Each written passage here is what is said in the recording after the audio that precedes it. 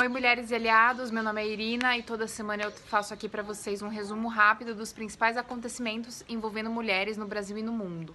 Gostou do conteúdo do vídeo? Por favor, reposte em suas redes sociais. Obrigada. Ministros do STF, Marco Aurélio Mello, Dias Toffoli e Rosa Weber respaldam a absolvição de homem que esfaqueou a ex-mulher. Por 3 votos a 2, ministros da primeira turma do Supremo Tribunal Federal mantiveram decisão favorável ao homem que havia sido absolvido por um júri em 2017, alegando legítima defesa da honra. A defesa do acusado afirmou que o homem tentou assassinar a sua mulher por sentir ciúmes e que, portanto, teria agido de forma passional. Mesmo argumento utilizado pelo advogado do famoso Doc Street, que assassinou a socialite Angela Diniz em 1976. Já se passaram quase 5 décadas e o judiciário brasileiro continua reafirmando o machismo estrutural no nosso país. Os ministros do STF entenderam que a decisão tomada pelo Tribunal do Júri foi soberana e não pode ser modificada. No Brasil, crimes intencionais contra a vida, como assassinatos e tentativas de assassinato, são julgados por um corpo de jurados formado por cidadãos comuns. Eles ouvem os argumentos formulados pela acusação e pela defesa e votam para decidir pela absolvição ou condenação dos réus. Essa decisão é considerada soberana, ou seja, não pode ser modificada, o que vem sendo ratificado pelo STF nos últimos anos. O problema é que numa sociedade machista como a nossa, as vítimas são colocadas como culpadas. Vejam que nesse caso, o ciúmes de um homem foi normalizado para uma tentativa de feminicídio sem qualquer pudor. Ou seja, o homem foi julgado como inocente, enquanto a mulher foi considerada culpada por causar os ciúmes nesse homem.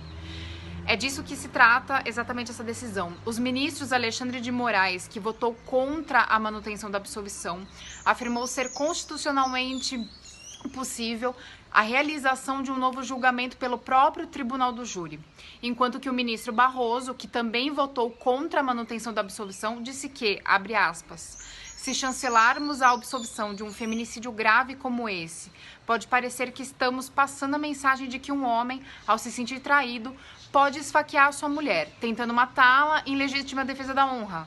Não parece que no século XXI essa seja uma tese que possa ser sustentada, fecha aspas. Os 2 ministros, entretanto, foram votos vencidos, ou seja, o homem continua absolvido e vai continuar em liberdade no Brasil. Bélgica nomeia a primeira vice-premier trans da Europa. A ginecologista Petra de Sutter, uma mulher transgênero, acaba de se tornar a pessoa trans com o maior cargo político em toda a Europa.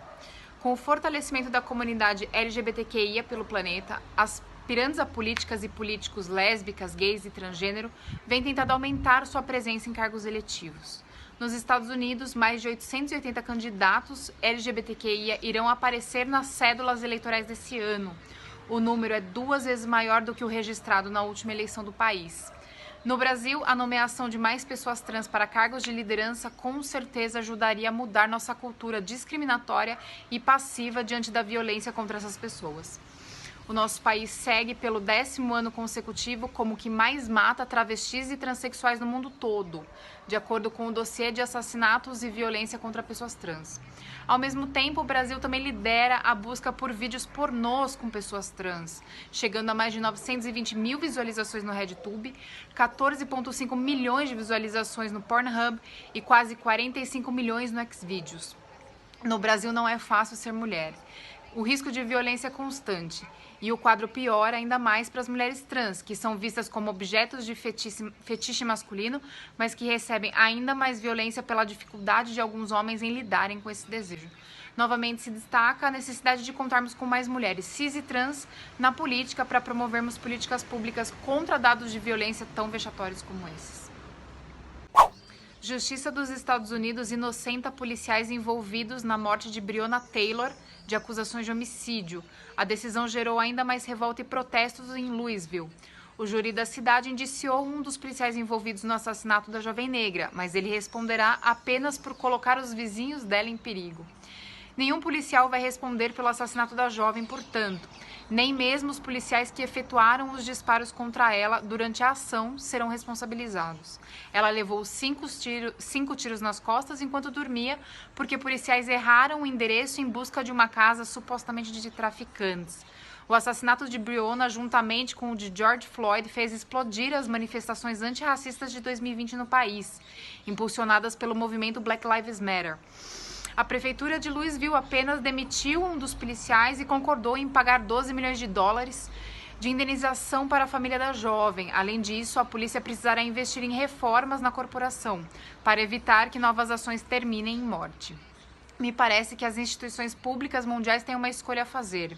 Ou combatem a misoginia e o racismo que alimentam decisões arbitrárias e a ausência de punições rigorosas, ou estão fadadas a serem desrespeitadas pela população, aumentando a força de movimentos antidemocráticos que podem propor, inclusive, a extinção dos modelos políticos e institucionais atuais.